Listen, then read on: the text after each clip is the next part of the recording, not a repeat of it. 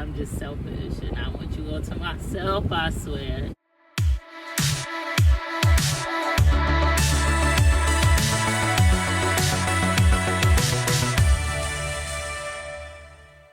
What's up, guys? It's your girl, y'all. Listen, I'm out here and I'm about to make a quick video. I just wanted to come on here real quick and answer some questions that people... Answer some questions that people have been asking me. So basically, people want to know if I have any regrets when it comes to my at-home insemination process and all of that. And I think that I wanted to answer that question. So no, I don't have any regret. The only thing I would have done differently was I wanted to have a known donor. So how do I say it? Because it's not that I didn't search for one. I just didn't have the patience to continue to search for one. And the ones that I did find, I did not. I wasn't comfortable with. I did not like I didn't like, we weren't compatible. Let me put it like that.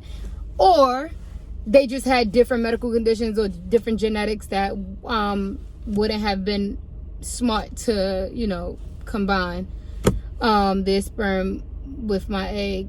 So for many reasons, it's not as easy as it sounds. A lot of people think that you could just jump out there and be like, well, I want a baby. Well, here go the right donor. Here goes the right. They meet my genetic criteria. They have no diseases. They're perfect. It don't work like that, number one. Number two, you got to be careful with who you choose when you choose a donor. And people are so blessed to have people who are very open to being like, well, I'll be a donor. Like, those who are in that situation, they're very blessed and congratulations. But then there's people like me who wasn't as lucky and who didn't have people like that, and the people who were willing to donate, it was just a weird situation, and I didn't want to be uncomfortable about my dynamic. So I just felt like the best way to go is the way that I went. So when I did go to select a donor, people think that when you decide to have a kid through like at-home insemination or even IUI, IVF, that you're able to be like, well, I want my baby to be this color with that that mix, and that not everybody do that. So me personally speaking for myself, I did not do that. When I decided to have my son, I weighed out my options. There was a list of people I had to go through, just not only their looks, not only their race, not only their characteristics and STDs and genetic screening, but I also had to make sure that the person was just a perfect match for me. So if anybody don't know, when you go and there's a list of people, there's not a lot of people to choose from that are African American. That's number one. Then there's these different kinds of profiles that you get on these people, and they are so for example, if there's an African American male, he might have sickle cell, he might have diabetes that run in his family, he might have arthritis that run in his family, he might test positive for this thing called, I think it's called CMV. And first of all, nobody's going to test positive for anything that will kill you or jeopardize your life and they still are able to donate. No, because they're cleared. Once you're cleared, you're able to donate. Once you're cleared for anything that can be transmitted or anything that can possibly harm another person, you're clear to donate sperm. However, there's still things that play into effect. So I can't, if I had sickle cell, and I wanted to get a sperm donor and his genetic history said that he has sickle cell or a sickle cell trait, it wouldn't be smart for me to be like, well, here we go, let me use him because he's African American. So like once you start weighing down your options, people start getting crossed off the list, and then you have these people left. And so it's like a lot of people thought, oh, everybody that get their baby, they automatically are mixed. Everybody that decide to do this process, they ask for a boy with hazel eyes and blue eyes and blonde hair. Like, no, that's not true. That's a stereotype. A lot of people weigh out their options and they're only left with a select few. And of course, you be selective, just like when you're dating in the street. Like, you go for a person and you're in a room full of people, you blind dating, and you're gonna go for people who are appealing to you. The only thing that's different is people don't be looking for genetic screenings, and that's very important. That's why people should ask more questions when they do date. People just go into dating, having sex, have babies, and just be hoping that the baby come out good. But reality is, a lot of people should check for that before they decide to sleep with anyone to have a kid. But a lot of people don't ask those questions anymore. But anyways, like I was saying, I don't have any regrets. I would have been a little bit more patient, but honestly, no. At this point, no, I don't.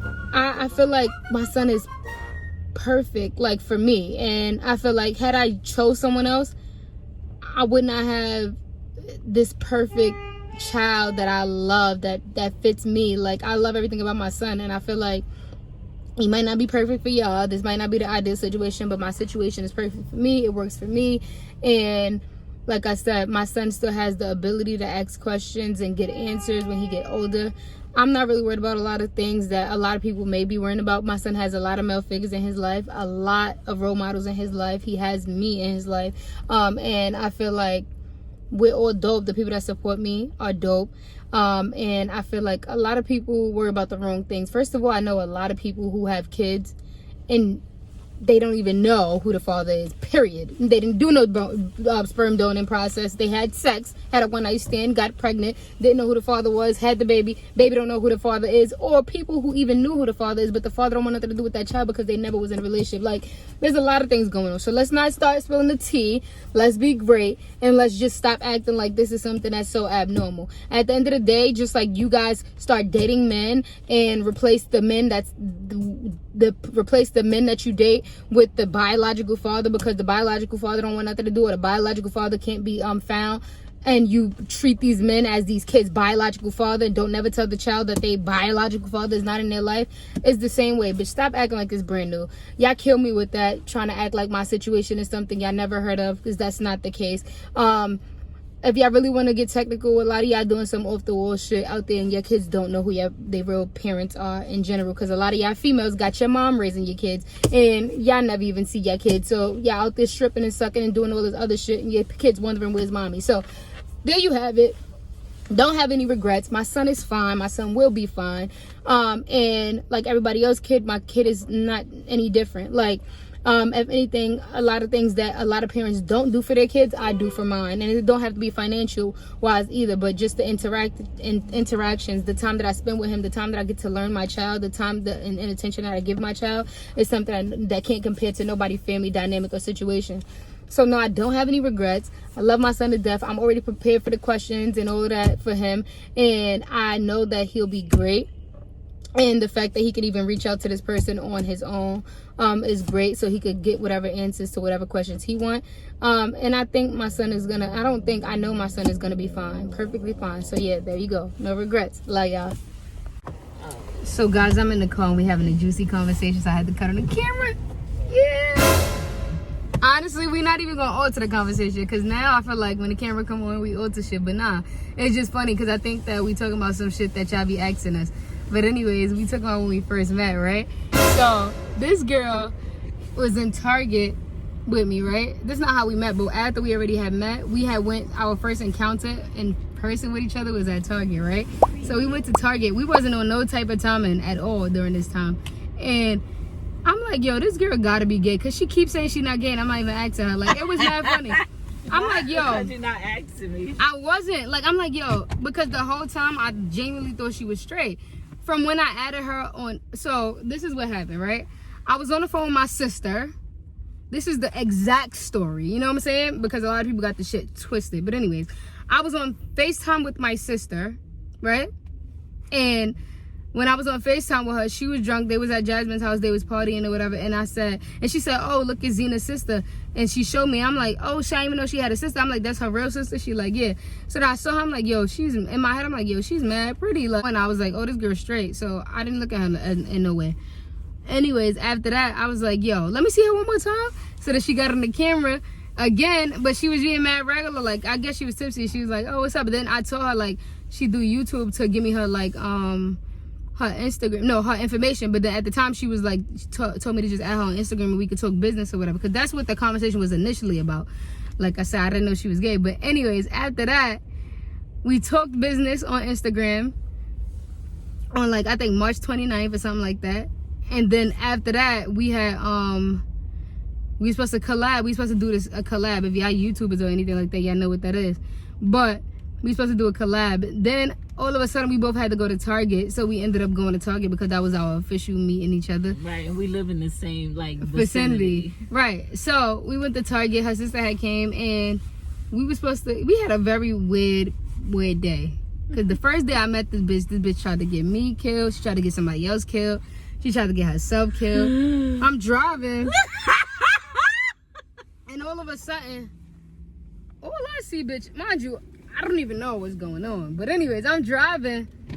All I see is somebody pull up next to my car. I'm like, yo, what the looking?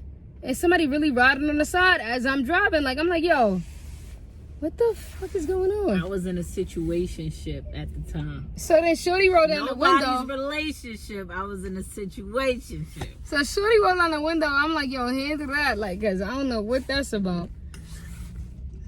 So I think you was in the back seat, right? No, Zena was in the back seat. Oh. I was in the passenger. So then I'm rolling down the window. She dead arguing with somebody back and forth out the door. I'm like, nah, now Shorty about to get out of my car. Cause I don't know what's going on.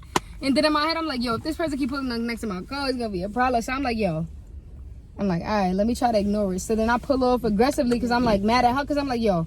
And that turned me on. Yeah, I was in her hood. She got somebody pulling up next to my car. And I'm like, yo, what the fuck is going on? So I'm like, all right. So then after that, she trying to be all kiki. I'm like, bitch, don't laugh with me, bitch. Like, what just happened? Like, so long story short, she's trying to tell me that this person don't like her. The way they pull up to my car shaking a bitch, they must be in love. Like, I'm like, you lying. Like, so anyways, long story short, we went to Target. We had a good time. Like, literally in my head, I was not looking at this girl like nothing because I thought she was not. But while we at Target the whole time, she kept saying, I don't even like girls. I'm like, why does she keep saying she don't even like girls? Like, nobody's asking her if she like girls. And she just like, yeah, I don't know how you like girls because I know a lot of, I think, what you were saying when we was outside on the line? I know a lot of girls like you, but I don't know how, I don't even like girls. Some weird shit she kept saying. I'm like, yo, I never asked you if you like girls. Like, I never asked this girl. And in my head, I'm like, yo, I never asked this girl. So now my gaydar going up because I'm like, yo, this girl gotta be gay because the way she going crazy is like crazy. But anyways, so the situationship happened to be a female. And I'm like, yo, you sure you don't like girls? Not spilling tea! Not spilling tea! Oh, no, that's okay. It's fine. Hopefully that just go over your head. I'm not gonna put it No, in. I want you to. It's fine. Go ahead. So I'm like, it happened to be a female. So I'm like, yo, this girl did too much for her not to ever have done anything with a female. Like, nah. So then I'm like, all right. Long story short, y'all, we started chatting a lot, and we actually never even intended on being together or liking each other. We literally started talking about real life stuff for mad long, right? We used to stay up on the phone until like 6 in the morning, like just talking. Like, and then after a while, it was just like, you know how you get a weird feeling about somebody, like, yo, I don't really want this person to talk to the body. I don't really want this. Oh, no, you know where it first started? Like, when she didn't respond back. Because it became, like, a natural thing to speak all day because it was just like, that's what we do. Like, that's our thing. Like, and at first it became, like, you supposed to respond back because that's what we do thing to, like, damn, why do I want this person to respond back? Like, why don't I not? And at the time, I was speaking to somebody on the phone too all the time. And this person was wondering, like, yo, why are you not speaking with me? This girl, she was in a whole nother country, like Pennsylvania. And she was in Israel. So, like, I was speaking to her all the time, but especially because we had a different time difference or whatever. And anyways, long story short, we both used to just be on the phone. So when I met Shamir, I used to be on the phone with her a lot, and then the other girl used to be wondering, like, yo, what the fuck? Like, why I'm not on the phone? And I'm like, yo, honestly, it's not even me. It's like when somebody grab your attention and you try to speak to somebody else on the phone, my nigga, is like crickets. It's like, yo, you don't know what to say anymore. So after a while, I was just honest, like, yo, I'm not even gonna lie. Like, I met somebody that really grabbed my attention and stuff like that. Long story short, child, we were speaking for a minute. Then we just naturally started liking each other, naturally started doing like girlfriend stuff, like spending so much time with each other, being on the phone with each other, getting jealous of each other. We got jealous over small stuff like, oh, why you didn't call me back at this time, or why you didn't hit me up at that time, or why it took so long to write back, or what you was doing and who you was with, like stuff like that. And then after a while, it was just like, why are we doing all this? If you gonna do all of that, might as well be together, right? Mind you, this is over the course of 2 months since we met each other. So y'all do the math. If y'all remember what I said, then y'all do. If y'all didn't, y'all catch it another time. But anyways, over the course of 2 months of speaking to each other nonstop, we realized, like, yo, we really act like we in a relationship, and we really don't want nobody talking to nobody else. and we really vibe OD. We've both been in shitty situations where we just felt like we were compromising. So why not be together? Like, you know? So we decided to just be together, and here we are. Like, you know what I'm saying? All this time later. I'll let y'all find out how many months later it is on Jasmine channel whenever she decides to mention it. But anyways, yeah, that's how that went. I'm so happy you my girlfriend. I'm so in love with you. Yeah, you silly. Not rubbing my sexual things together. Yeah, shut up. Not the fingers. So yeah. Nah, the only thing y'all do know is that we move quick, but it is what it is. That's the only thing y'all know is that we move quick. And yeah, some people move quick and be in shitty situations. Some people move quick and be like us. You know what I'm saying? So there you go. We gotta go. So what's your favorite thing? Give me 2 things you like and 2 things you dislike about this relationship. I can't just name 2 things I like, because I like everything. 2 things I don't like about this relationship. I wish we would have met each other at a more established point in life. That, and 2, I hate that we both have baby mamas and baby daddy. Well, you got a baby mama and I got baby daddies with S. Because I'm just selfish and I want you all to myself, I swear. You don't need nobody else, I swear. How you think I feel? Hey. Okay, that was cute. Now it's your turn. Beach. Come on. You saw we did the same thing? So I'm gonna go answer the 2 questions on Jasmine channel. So go click that link in my bio so I can see the rest of this footage. And then this happened, guys. So now I'm in the emergency room with my stepdad. It was a long day, but it is what it is. You take each of these days and you go out with a bang, man. You make the best of it. So yeah, guys, this is where I'm at. Like always, like, comment, subscribe, tell a friend to tell a friend that your girl is on her journey to 2K. Love y'all.